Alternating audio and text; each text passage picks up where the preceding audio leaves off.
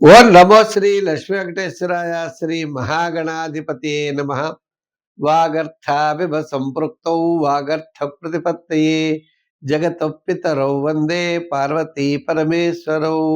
జగత్తుకు ఈ తల్లిదండ్రులైన పార్వతీ పరమేశ్వరులకు నమస్కారం తెలియజేస్తూ మనం 2025 పూర్తి చేసుకుని 26లో ప్రవేశిస్తున్న మనం నూతన సంవత్సరానికి స్వాగతం పలుకుతూ మన వార ఫలాలు కూడా నూతన సంవత్సరంలో కూడా చెప్తున్నాం.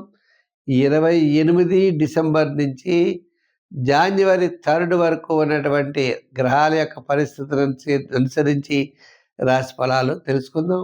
మిథున రాశిలో గురుడు, మరి సింహ రాశిలో కేతువు, అదేవిధంగా మనం చూసినట్లయితే మీన రాశిలో శని, కర్కాటక రాశిలో రాహు, రవి, కుజ, బుధ, శుక్ర 4 గ్రహాలు మనకి వృశ్చిక రాశిలో కనపడతాయి. అదేవిధంగా మేష, వృషభ, మిథున రాశుల్లో ఈ వారం చంద్ర సంచారం ఉంటుంది. కుంభరాశి. ఈ కుంభరాశి వారికి చెప్పాలంటే చాలా అనుకూలమైన వ్యవహారం అన్నది. ఏంటి అంటే మరి వీరికి గురుడి యొక్క బలం చాలా అనుకూలంగా ఉంది. కుంభరాశి వారికి పంచమ గురుడు అంటే కుటుంబ ఆర్థిక సంతానపరమైన వ్యవహారాలు ప్రోత్సాహకరంగా ఉంటాయి. ఆర్థికపరమైన సర్దుబాట్లుంటాయి. నూతనమైన ప్రయత్నాల్లో అనుకూలత, పబ్లిక్ రిలేషన్స్ పెరుగుతాయి, గౌరవ మర్యాదలు పెరుగుతాయి. ఆర్థికపరమైన అనుకూలత తప్పనిసరిగా లభిస్తుంది. మరి ఈ రాశి వారికి వార ప్రారంభం చాలా ప్రోత్సాహకరంగా ఉన్నది. వారం మధ్యలో కాస్త వివాదాలు ఉంటాయి. వారాంతం మళ్ళా అనుకూలత లభిస్తుంది. అంటే ఈ రాశి వారికి మనం చెప్పాలంటే విద్యార్థులకి మంచి అవకాశాలు ఉన్నాయి.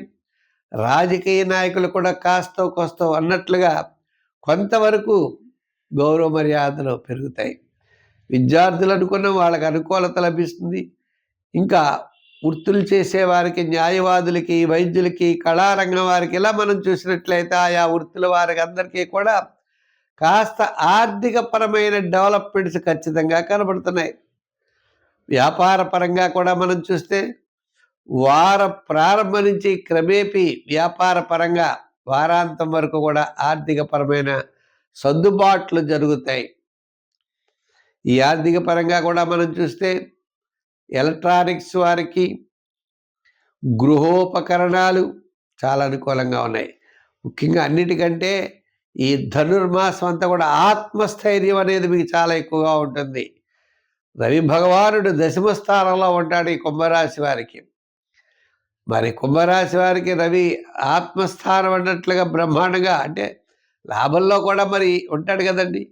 తద్వారా అంటే 11వ స్థానంలోకి వచ్చేసాడు. దశమ నుండి ఏకాదశిలోకి వచ్చాడు. అంచేత మరి ఇంకా మిగిలిన గ్రహాలు ఉన్నాయి. బుధుడున్నాడు, శుక్రుడున్నాడు. ఈ గ్రహాలన్నీ కూడా అనుకూలమైన వాతావరణంలో ఉంటాయి. అంచేత మనం ఎక్కువ అనవసరమైనటువంటి మానసికమైనటువంటి టెన్షన్లు పడక్కర్లేదు. ఆత్మస్థైర్యం అనేది ఉంటుంది.